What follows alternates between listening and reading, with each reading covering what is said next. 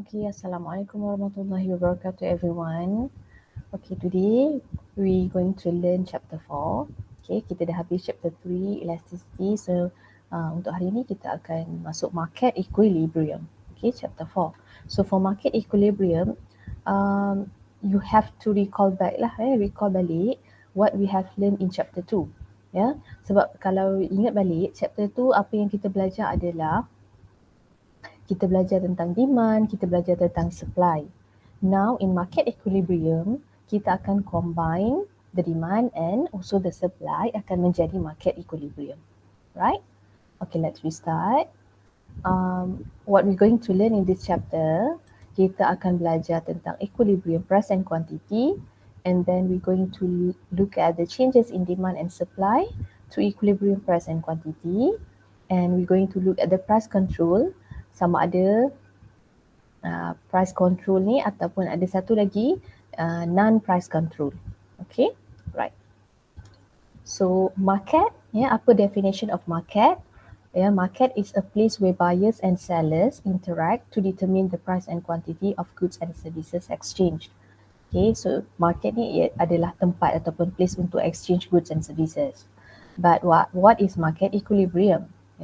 Market equilibrium is a situation when quantity demanded and quantity supplied are equal and there is no tendency for the price or quantity to change. So market equilibrium terjadi apabila quantity demanded dan quantity supplied ni equal.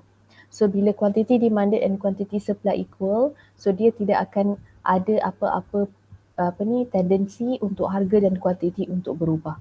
Sebab bila equilibrium tercapai, the price will be determined and quantity will be determined. Okay, so this is the condition where quantity demanded equals to quantity supplied, which is the price and quantity, the consumer willing to buy equals to the price and quantity, the seller willing to sell. Okay, right. So kita tengok, okay, this is the price, this is the quantity demanded, quantity supply. Okay, so bila kita nak buat equilibrium, now kita kena ada both information, demand and supply. Right. So for example, kita tengok di sini. So when price is RM1, quantity demanded is 10 unit and supply is 2 unit. At RM2, quantity demanded is 8 unit, quantity supplied is 4 unit. At RM3, quantity demanded is 6 unit and quantity supplied is 6 units. Price 4, quantity demanded is 4 unit and quantity supply is 8 unit. And when the price is at RM5, the quantity demanded is 2 units and quantity supply is 10 units. Now, di manakah equilibrium berlaku? So market equilibrium is achieved when quantity demanded equals to quantity supply at 6 units. Okay, so what is the equilibrium price? RM3 is the equilibrium price and 6 unit is the equilibrium quantity. Okay, now, so what happened to the other prices and the other quantity? Okay, so kita tengok di sini, sekiranya the price is at RM1, kita akan lihat quantity demanded will be more than quantity supplied. So when quantity demanded greater than supply, demand lebih dari supply, bermaksud berlaku masalah kekurangan yang kita panggil sebagai shortage.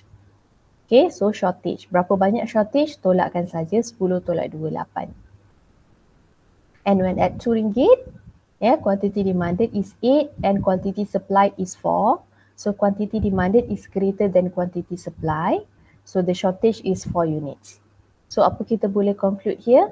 When the price is below the equilibrium price, when the price is below the equilibrium price, there will be shortage. There will be shortage. Okay, at RM4, kita lihat pula quantity demanded less than quantity supply.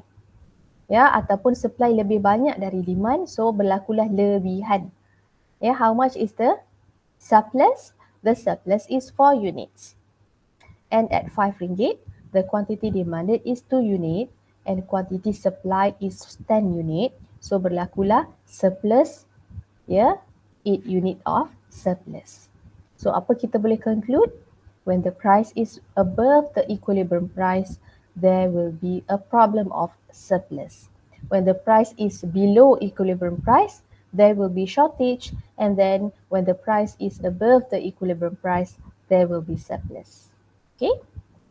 Now, This is the information dalam bentuk table and kita perlu plot the market equilibrium by using this information. Okay, by using this information, kita plot lah ya. So kita kena price is at this vertical axis and the quantity is on horizontal axis, right? And then kita pilih skala. Okay, skala kuantiti paling kurang 2, paling tinggi 10. Jadi kita boleh ambil skalanya 2 lah ya, here, and the price is 1 until 5. So kita lukislah dulu sama ada nak lukis demand dulu atau supply, tak kisah. So lukis demand and supply. So the intersection point between demand and supply adalah equilibrium. Nampak tak kat sini bercantum? So that is equilibrium. So this is the equilibrium price at RM3 and this is the equilibrium quantity at 6 units. Okay, right.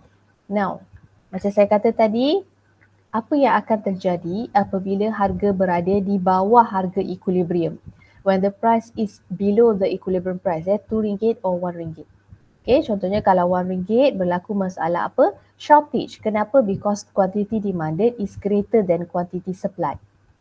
When the price is above equilibrium price, there will be surplus because quantity supply greater than quantity demanded atau quantity demanded less than quantity supplied. Okay, so kita panggil situasi ini adalah sebagai disequilibrium. Disequilibrium. So when disequilibrium occur, the price and quantity will not stay there. The price and quantity will go back to the equilibrium point. Ya, harga dan kuantiti akan go back, akan pergi balik ke equilibrium point. Contohnya when price below the equilibrium price. Okay, at RM1 berlaku shortage. Okay, so there will be an upward pressure for the price to increase towards the equilibrium price. Harga akan naik kembali ke equilibrium price. So when price increases, apa yang berlaku? When price increases, ada dua condition atau situation kepada consumer, kepada producer. So when price increases, the consumer will buy less. So when consumer buy less, the quantity demanded here will reduce and reach equilibrium level at 6 unit. Okay, what about producer? When price increases, producer will supply more. Okay, so when producer supply more, the quantity supply will increase towards the equilibrium quantity 6 units. Right? Itu adalah apabila berlaku price below equilibrium price, berlaku shortage, harga akan naik.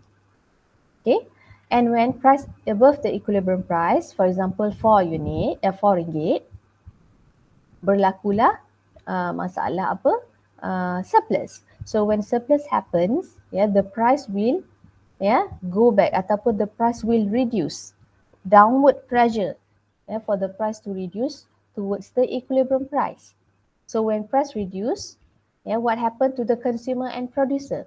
So when price reduce, the consumer will buy more. So when consumer buy more, the quantity demanded, so here the quantity, this is the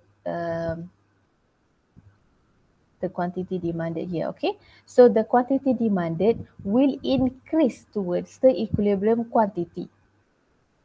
And producer, when price reduce, producer will buy less. So the quantity supply will reduce towards the equilibrium quantity. Okay, so when price increases, when the price above the equilibrium price, surplus will happen and the price will reduce towards the equilibrium price. Okay, so you can read here ada explanation kalau apa shortage tu, apa yang akan terjadi kepada consumer, producer and then surplus. Okay, and you also can refer to the textbook lah. Textbook explanation dia lebih baik.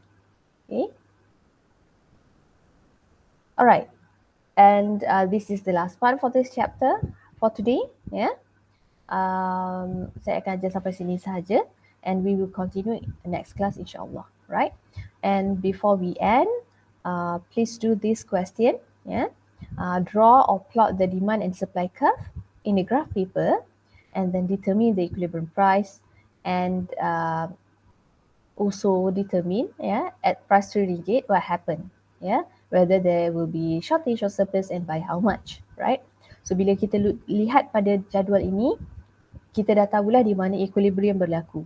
When quantity demanded equals to quantity supplied at 3,000 kilogram.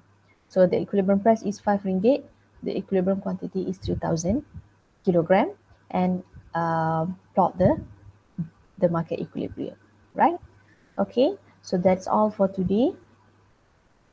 Thank you for your time. We will see you again inshallah. Assalamualaikum warahmatullahi wabarakatuh.